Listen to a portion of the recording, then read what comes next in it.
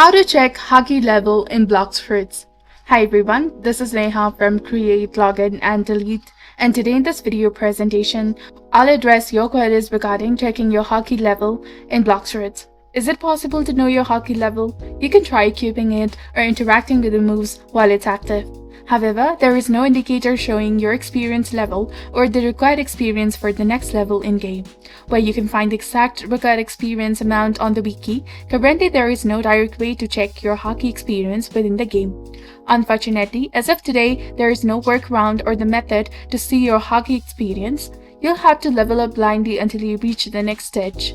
The only option available is to consult the Aura Editor NPC to determine how many stages you have progressed and why you can check your Haki level on the stage or the stage this way. Tracking individual experience points is not possible. Remember to keep progressing blindly until you reach the next stage as an indication of your advancement.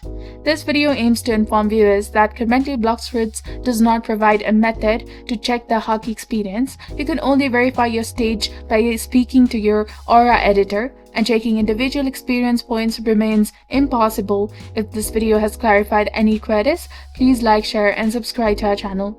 Thank you for your viewership and support. See you in the next one.